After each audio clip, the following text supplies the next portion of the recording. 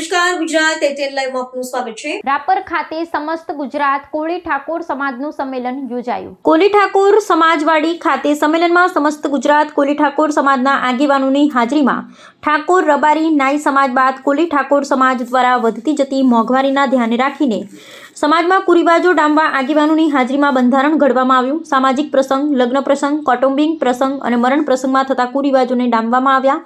બંધારણમાં સમાજના આગેવાનો, વડીલો અને યુવાનો મોટી સંખ્યામાં રાધનપુર ખાતે કોળી ઠાકોર સમાજની શૈક્ષણિક સંકુલ અને લાઇબ્રેરી બનાવવા મીટિંગમાં ચર્ચા કરવામાં આવી। સમસ્ત ગુજરાત કોળી ઠાકોર સમાજના અધ્યક્ષની નિમણૂક કરવામાં આવી। કાનજીભાઈ ભીખાભાઈ ગોહિલને સમસ્ત કોળી ઠાકોર સમાજના અધ્યક્ષ પદે નિમણૂક કરવામાં આવી। મારું નામ કાનજીભાઈ ભીખાભાઈ ગોહિલ, કચ્છ જિલ્લા કોળી ઠાકોર સમાજના પ્રમુખ।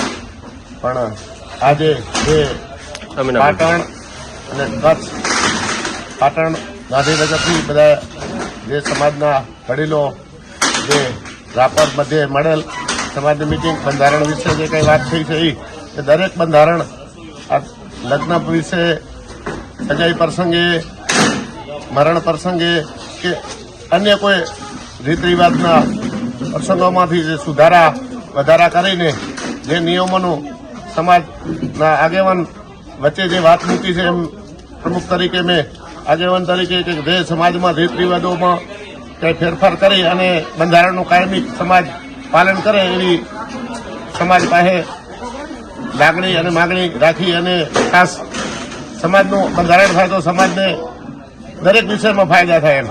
હા, ઉત્તર ગુજરાતની રાધનપુરમાં શૈક્ષણિક સંકુલ બનાવવાની વાત કરી છે, શું કહેશો સર? એમાં જે કંઈ રાધનપુર અને પાટણના જે કંઈ દરેક તાલુકામાંથી સમાજના આગેવાન આવી કે પ્રમુખો મળીને જે મને કંઈ છાત્રાલય કે સમાજવાડીના વિષય ઉપર જે વાત મૂકી છે અને મારા ઉપર જે સમાજે વિશ્વાસ મૂક્યો છે અને એમાં પ્રમુખ તરીકે કાનાભાઈ ગોહિલનું નામ બધા આગેવાનો આપ્યું છે, તે મળીને મારા ઉપર જે સમાજના સેવાના કાર્યો કરવા માટે હું કાયમી સમાજનો ઋણી રહીશ અને સમાજનો આભાર માનું છું। અને વહેલામાં વહેલી તકે સમાજની છાત્રાલય અને સમાજવાડી બને એના માટે મારા પૂરેપૂરા પ્રયત્ન કરી અને સમાજનો સાથ સહકાર લઈ અને તાત્કાલિક વહેલી તકે સમાજવાડી ઊભી થાય એવી ખાસ જવાબદારી લઈ। હવે આગામી સમયે સમાજને શું સંદેશો આપવા માંગો છો?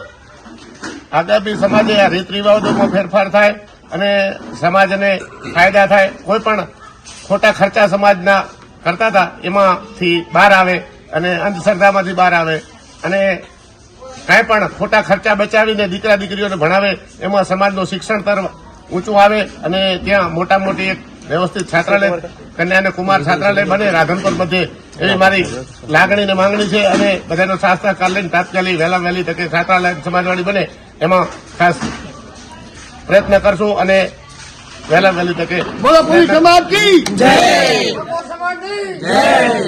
આજરોજ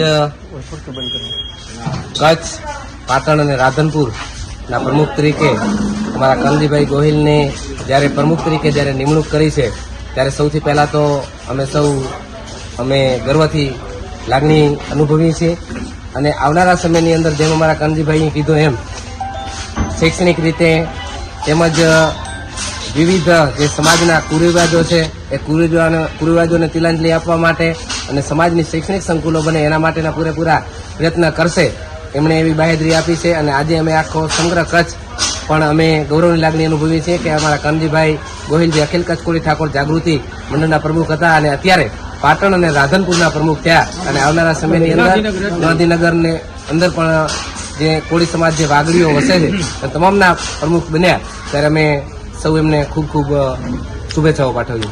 આપ શ્રી સંદેશ સમાજને શું સંદેશો આપવા માંગો છો?